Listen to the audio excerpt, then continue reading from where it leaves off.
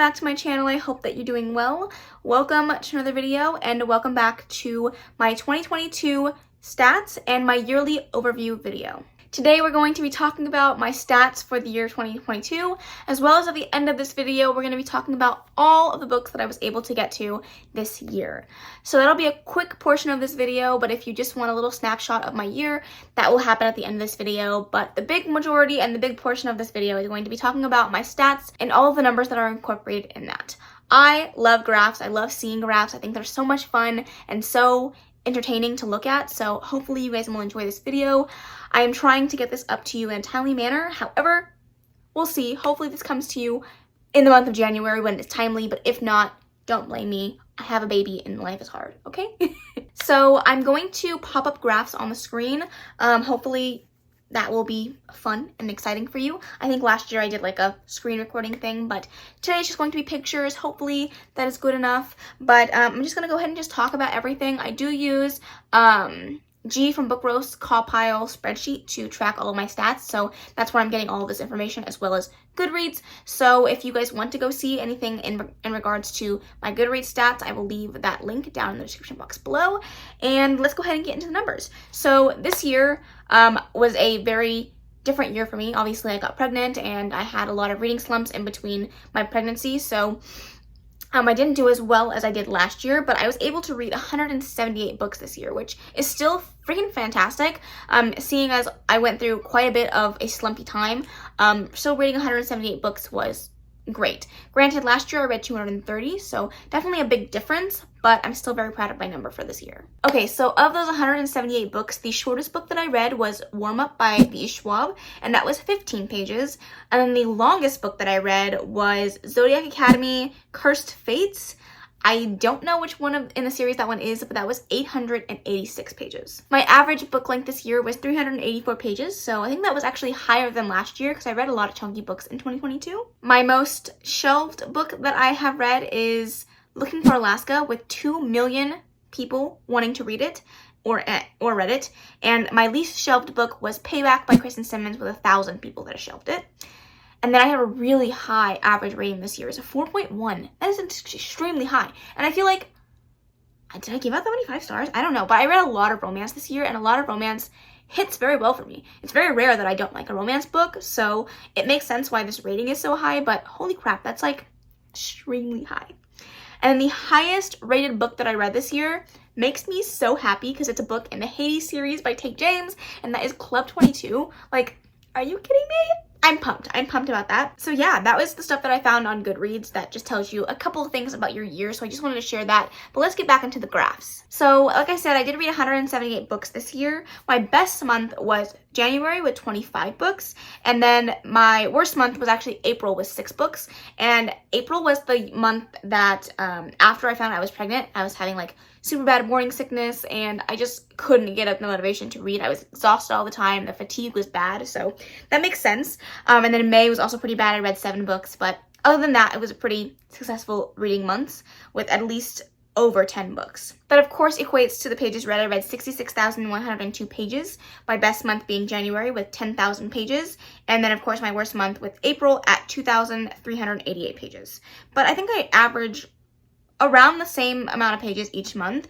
They fluctuate based off of like, you know, how big the books are, depending on how many books I've read. But like I said, I've been reading a lot of chunkier books, so even the months where I don't read as much, there's still at least one chunky book in there, so it definitely inflates the page number. And then the stat that always blows my mind, I read 1,855 hours of audiobooks this year. Holy crap, that is so many.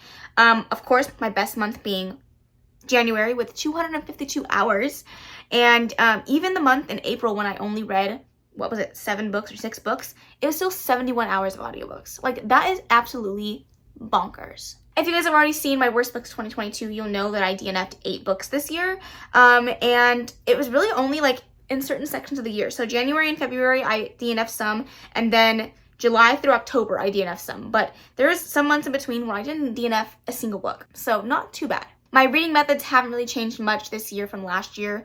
Mixed media is still my biggest amount of reading that I do, meaning I have an ebook and an audiobook or a physical book and an audiobook and I'm reading alongside. That is just the best thing for me to get my reading done. It helps me get through books faster. It also helps me to retain information better because I'm getting it in multifaceted ways. So it works for me. It doesn't always work for everybody, but it's how I get through so many books. People ask me all the time, how do you read so many books? I bump up my audiobook speed and I read a ton of audiobooks while reading along with the physical book. That being said, I read 75% of my books were mixed media.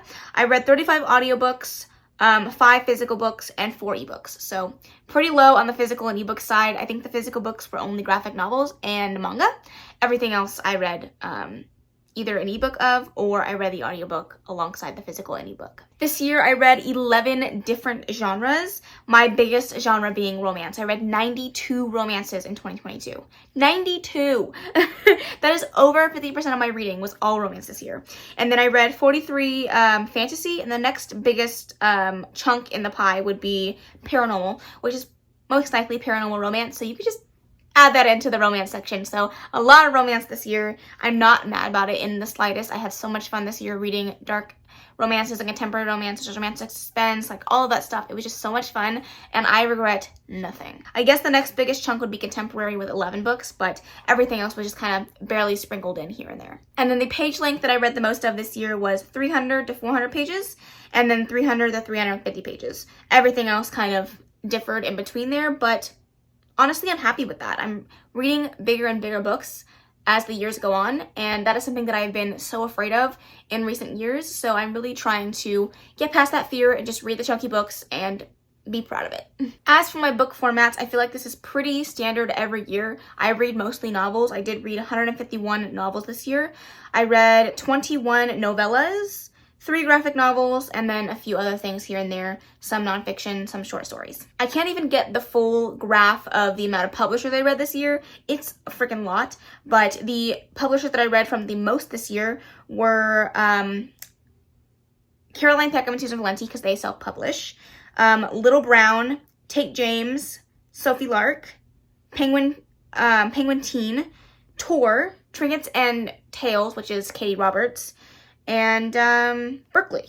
So a few publishers that I did definitely read quite a bit from. Oh, and also Bloomsbury, because they publish Throne of Glass, which I read quite a bit of those this year as well. So I like that graph, although it gets kind of chaotic with the amount of books that I read. Especially because a lot of them are self-published, and it's like a lot of them don't have publisher names, and I'm not reading a ton of those authors back to back to back, so it's like I have a lot of just like random things in here. As for my star ratings, I'm going to just give you the full star rating breakdown, not the ones that are just like 1 through 5, but the half star ratings as well. So I gave out a total of 58 5 stars this year, so I'm guessing that's the reason why my ratings was so high. 58 5 stars? Holy moly. And then 56 4.5 stars, so almost 5-star reads. That's a lot. That's over 100 books that I rated very, very highly this year.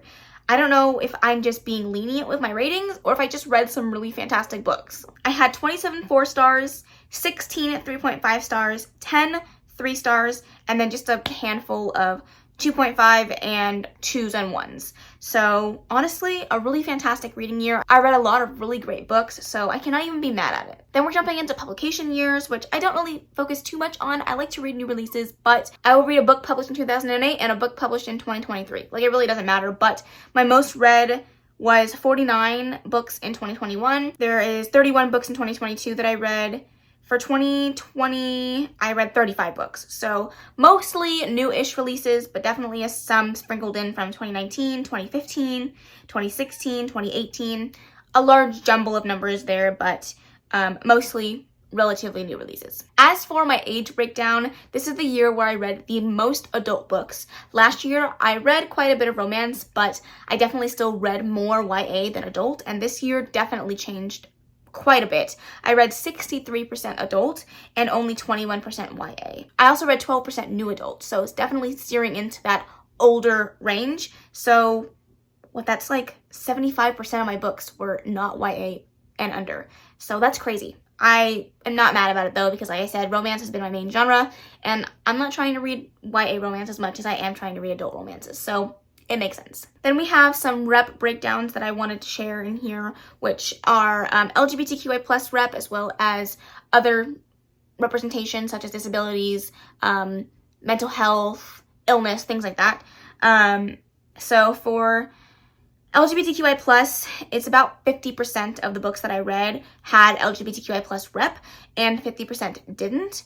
The one that I read the most of was bisexual representation, gay representation, and lesbian representation, but there was a few other things intermixed here and there. And then as for my other representation, it's a little bit more than half of my books had other rep in regards to mental health, illness, and disability. And the one that I read the most of was actually mental health rep.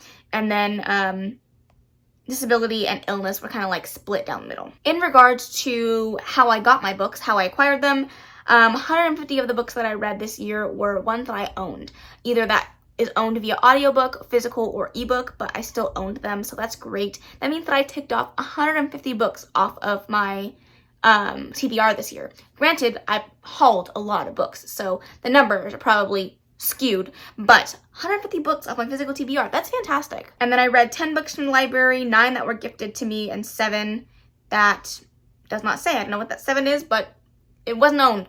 And then this year I only read 6 rereads. Everything else I read for the first time. This is always one that I absolutely love seeing, and that is my series list, because you all know we are all working on series in 2023, or at least I am. I don't know about the rest of you guys, but I'm doing it. But I read 138 books that were part of a series this year, so that's fantastic. Only 40 standalones, which is pretty standard. I don't read a ton of standalone books, and if I do, it's pretty few and far between. But I started 60 series this year. Holy crap.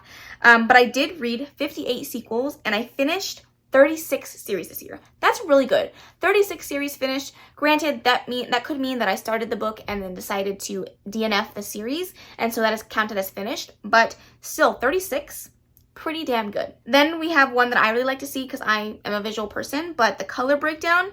And honestly, I'm not surprised. 32% of my reads this year were black covers and 19% were blue covers. That is literally half of my reads right there, and they're predominantly what is mostly published, which is blue and black. The next highest one would be white, pink, red, and green. So it be like that, honestly. I was hoping there would be a little bit more diversity in the colors, but it is what it is. All right, next we're gonna talk about author stats. 137 books I read this year were written by women, 18 by multiple authors, 15 by men, and 8 non-binary or non-gender specific authors. Definitely something that I want to step up in the new year, but I'm actually really happy with that. I don't tend to read a lot of books written by men, which is not necessarily something that I'm striving against. Most of the books I read are romance, and I don't read a lot of romance books written by men, so it's that. And 50 of the books that I read this year were own voices, which means that the rest of them weren't. So definitely something to keep in mind for this year. I read 65% authors that I've read from before, and 34% this year were new authors. So again, I'm happy with that number. I thought that it would be a little bit more because I read quite a bit of newer romance authors that I've never read from before, but that is really interesting. And then as for my POC author breakdown, only 40 of the books that I read this year had POC rep.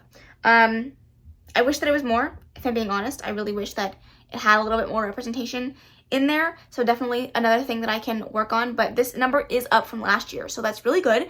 I was working on it a little bit more this year, but it's definitely something that I want to continue to look for in the books that I pick up, especially when it comes to self-published romances. I want to go out and find books that are written by POC authors because I feel like that's really important as well. And the last thing that we're going to talk about is my most read from authors this year, which I just recently did a video about authors that I've read from the most, and I feel like I made those dents in this year. So I read 15 Tate James books. Holy crap. I read 12 books by Caroline Peckham and Susan Valenti.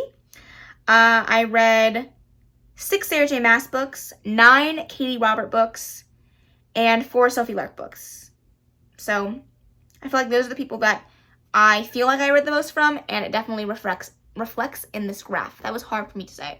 Okay, I feel like that's all the stats and the numbers that I wanted to share with you guys. That's pretty in-depth, I feel like, but if there's anything that I missed that you want to know, please feel free to let me know. But without further ado, let's talk about all 178 books that I read in 2022. So the very first book I read in 2022 was Pucked by Helena Hunting, Lover Unbound by J.R. Ward, You Had Me at Ola by Alexis Daria, Ice Planet Barbarians by Ruby Dixon, The Bane Chronicles by Cassandra Clare, The Dare by Harley Leroux, November 9 by Colleen Hoover, The Diviners by Lua Bray, Zodiac Academy The Awakening by Caroline Peckham and Susan Valenti, Kate, Seventh Circle, Anarchy, Clep 22, and Timber, all by Tate James. Throne of Glass by Sarah J. Maas. The Devil Makes Three by Tori Bovolino. The Priory of the Orange Tree by Samantha Shannon. A Winter's Promise by Christelle Davos. Stolen Air by Sophie Lark. War by Lauren Thalassa. Games We Play by Dana Ainsley. Trust with the Chaser by Annabeth Albert. Wrath by Rebecca Weatherspoon. Orange by Achiko Takano. Brother Song by TJ Klune. Blended by Sharon M. Draper. The Wedding Date by Jasmine Gilroy. Glass Sword by Victoria Aveyard.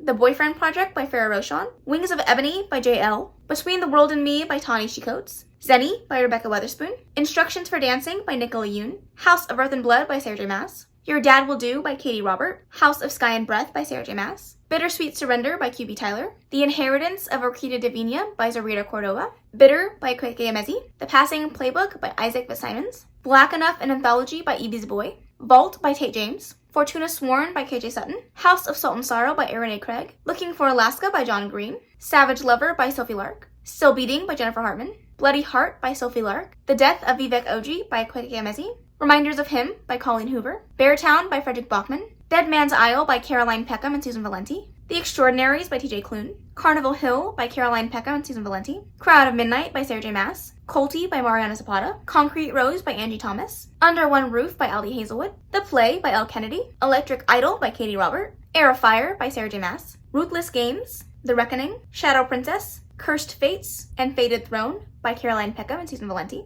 Layla by Colleen Hoover. Dark Fae by Caroline Peckham and Susan Valenti. Scorned Princess, Perilous Lady, Ruthless Queen, and Lethal Empress by Eva Chance and Harlow King. Savage Fae and Vicious Fae by Caroline Peckham and Susan Valenti. Him by Elle Kennedy and Serena Bowen. Broken Fae by Caroline Peckham and Susan Valenti. Book Lovers by Emily Henry. Written by Catherine Moon. Queen of Shadows by Sarah J. Maas. The Vixen's Lead, The Dragon's Wings, The Tiger's Ambush, The Viper's Nest, The Crow's Murder, and The Alpha's Pack, all by Tate James. Book of Night by Holly Black. Stay Gold by Toby McSmith. The Lightning Struck Heart by TJ Klune. Lover Enshrined by J.R. Ward. Lore Olympus Volume 1 by Rachel Smith. Lover Avenged by J.R. Ward. The Hawthorne Legacy by Jennifer Lynn Barnes. The Lion Side by Candy Steiner. Our Violent Ends by Chloe Gong. Lover Mine by J.R. Ward. The School for Whatnots by Margaret Peterson Haddix. The Never King by Nikki St. Crow. Flash Fire by TJ Klune. Only Mostly Devastated by Sophie Gonzalez. The Kiss Quotient by Helen Huang. The Night Swim by Megan Golden. Priest by Sierra Simone. Guild by Raven Kennedy. The Kingdom of the Wicked by Carrie Maniscalco.